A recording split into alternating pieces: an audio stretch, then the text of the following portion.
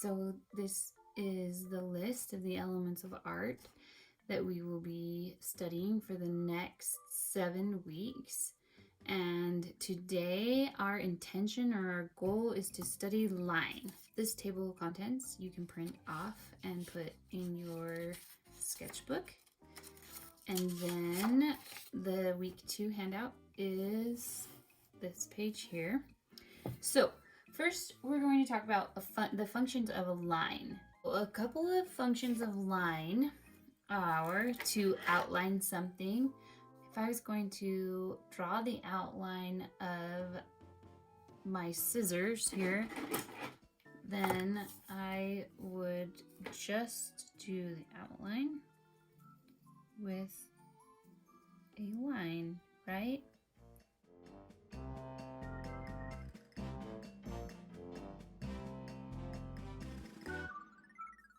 To create form, I can give form to my cup of water just by drawing the angles properly. But I can also use line to give form. So these circles, even though the top of a cup is a circle, you're not going to draw a circle. You're going to draw an oval because that's foreshortened. So this already has form just because I have drawn these circles foreshortened. But I can also create form by using line and indicating where it's darker.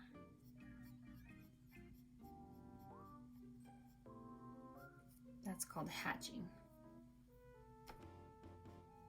To create movement, so the easiest way to explain that is just by drawing arrows. So an arrow is a line, and I can indicate movement or direction by drawing up.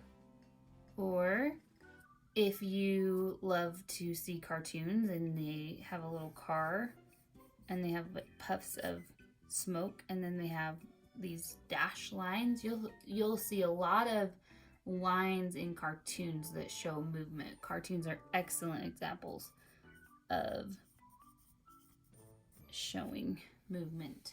To show texture,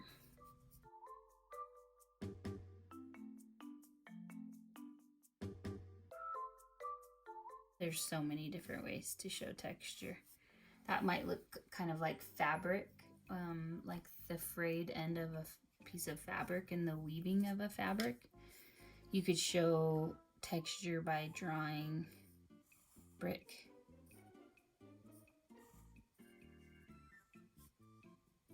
And even doing marks on the brick.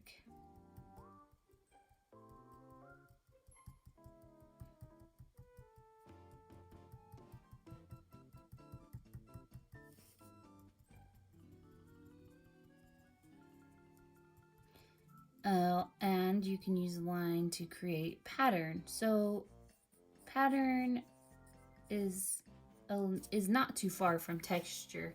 Texture is more talking about the way that something would feel or look like it would feel. Pattern is more of a repeating line. So I can create pattern by just repeating the line. You might argue that that is also texture, but how about this one?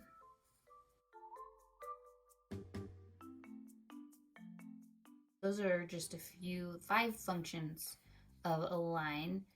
Lines have more than that, but I thought these were a good start to start thinking about line.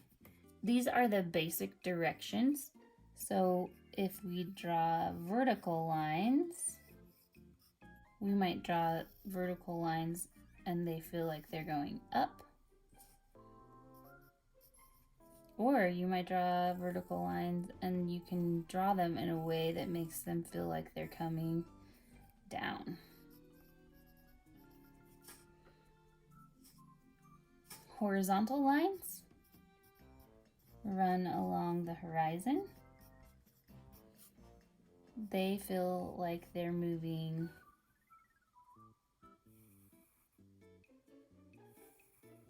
left, or they can feel like they are moving right.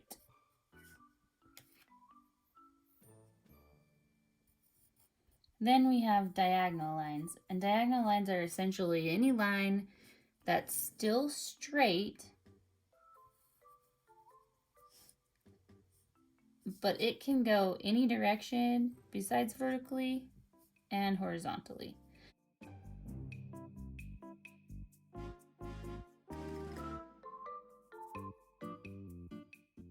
The next line, we're going to get away from drawing straight lines, and we're going to draw a curved line.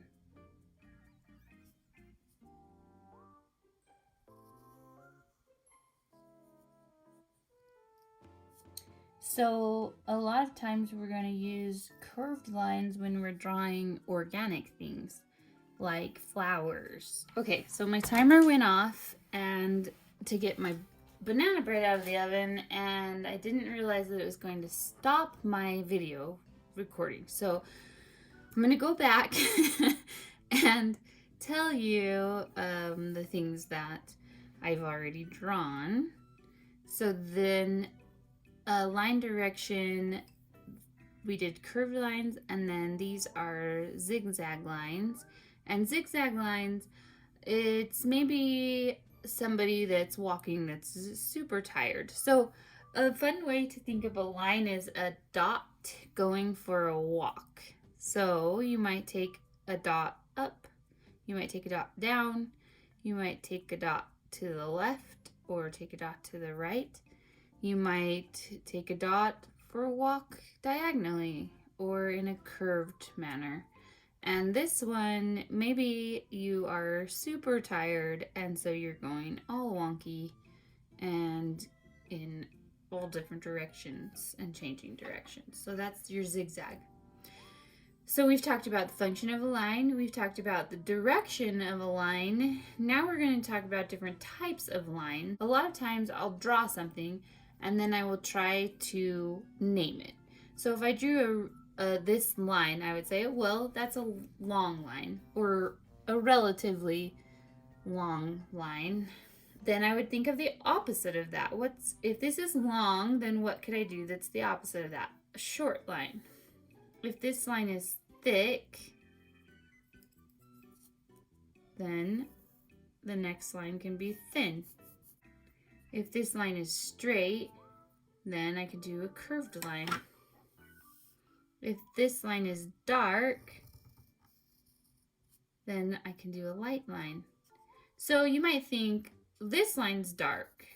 It is dark, you're right, but thick lines don't have to be dark. We could have done this thick line in a highlighter marker that's yellow and it would be lighter. So this is talking about the width of the line. This is talking about the length of the line. And this is talking about more the pressure or the value that I used. Obviously, there are so many different types of lines. I could draw a yellow line or a blue line. I could change the thickness. I could change what I'm drawing the line with. So these are just a very, very small list of lines that we could make. And I hope that you take your time to add to this list. This one is a continuous line. So think of it like a long piece of string just going on and on forever. And then if this is continuous, the opposite of that would be broken. So a dashed line, a dotted line, like you would see when you're driving your car in your car and it's the line in between the lanes. It's a line, it would connect, your eyes want to connect it, but it's really broken. It's a series of lines. And then a regular line is kind of straight and keeps the width similar. An irregular line would go all different directions, and the pressure changes. So sometimes it's thin and sometimes it's darker, and then it's a really light pressure. So this would be an irregular line. Another function of line is that lines can show mood. So we are going to do a little activity here, and you're going to spend the next couple of minutes on this paper trying to come up with ways to create a line that describes the word. So for example, this word is angry. If you're feeling angry, then how are you going to hold the pencil? You might hold it with a tight grip. And it's probably not going to be fluffy and cloudy and circle-y. It's probably going to be heavy pressure and dark and jagged because you're angry, okay? So this is, your lines can show how you're feeling.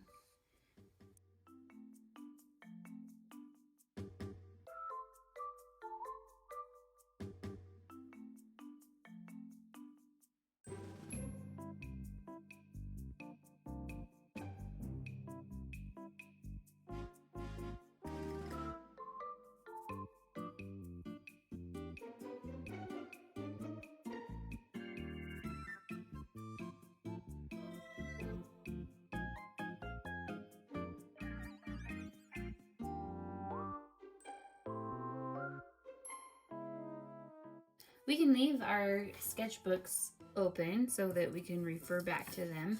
And what we are going to do with our 5x8 index card is we are going to create a line sampler. This time around, I want to try to do mostly horizontal lines and just go across each time I create a line, do something different.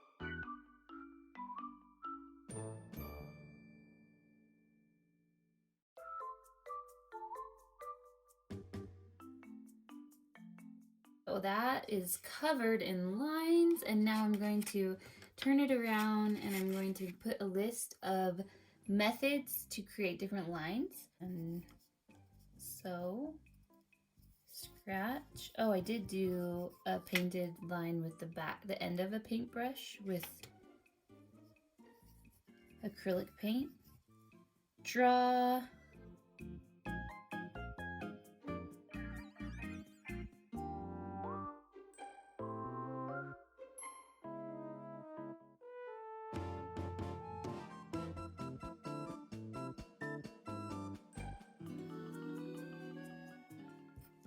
So one thing about my little list here is that it is not one category. So I might use oil pastels, and I might do a thin to a thick line. I can combine these, or I could do a watercolor outline. So this has medium on it, but it also has the way in which you're going to use it, the technique that you're using, as well as the type of line, thin to thick. So this is all inclusive. All right, for this project, these are the supplies that I'm going to use.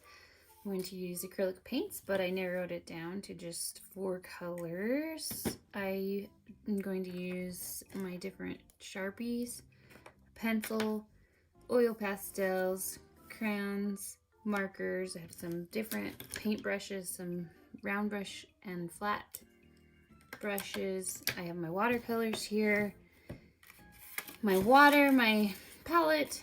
I have my list, though I'm going to really try to just go with my intuition and just do what comes up in my mind. And then I have a piece of paper and some tape to tape it down. A lot of times before I get started on my projects, I like to do some thumbnail sketches just to get an idea before working on the actual piece. So my painting is going to be the portrait.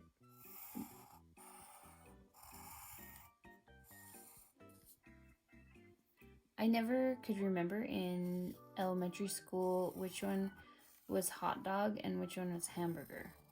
But I think that we would call it, my favorite is going to be the hamburger way. So I'm drawing out my thumbnail sketches in that way.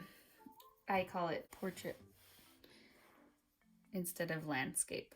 We are going to use the direction lines that we talked about in our sketchbook earlier. So our different direction lines were vertical, horizontal, diagonal, curved, zigzag.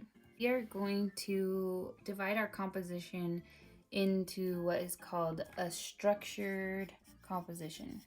We are going to use each of these lines to divide our space. So for the first one, I'm going to start with a diagonal line.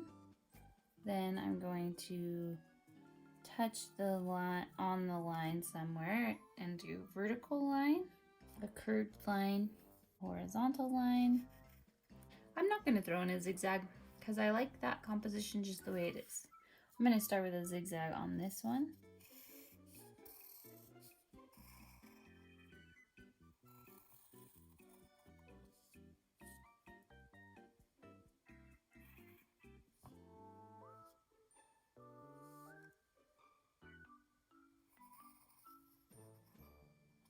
And a really subtle curved line there.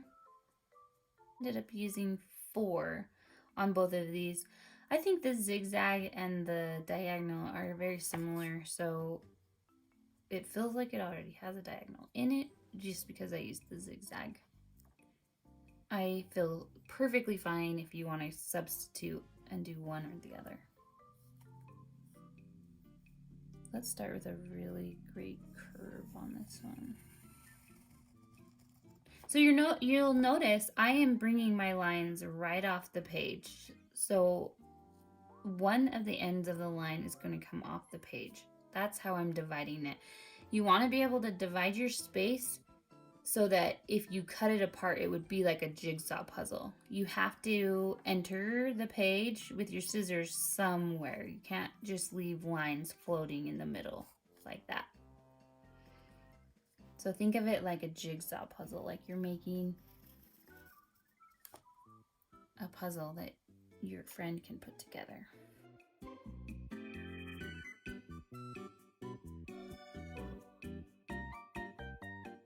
By doing that, it gave me more sections. It just felt like something I wanted to do, so.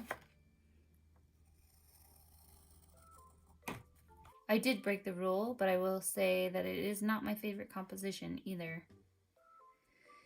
I like these ones that have really big areas. And you'll find for this project that we're doing anyways, that the big areas will be really nice to have to put the lines in. because if you hadn't guessed it, we are going to fill these spaces up with lines. If you get to a point where you really like the composition, then go ahead and you don't have to keep on doing thumbnail sketches. Once you get to a place where you want to go, go.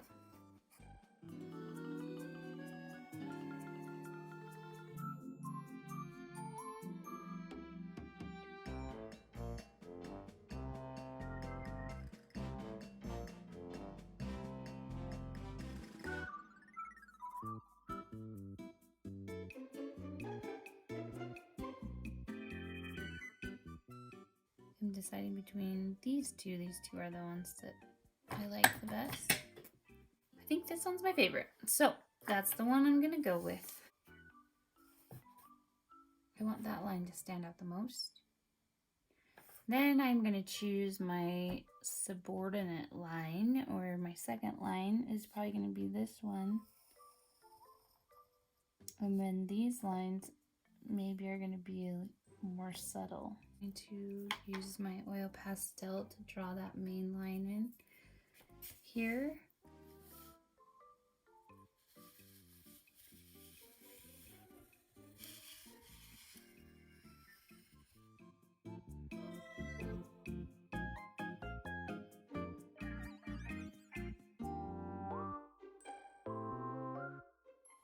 That one I'm gonna do with a black Sharpie.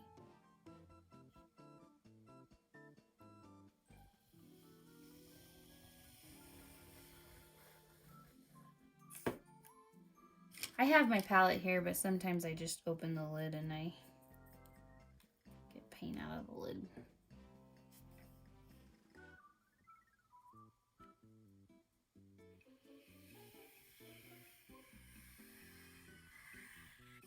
Now we are going to go through and fill this whole page in with lines, and the goal here is to draw a line that's different every time.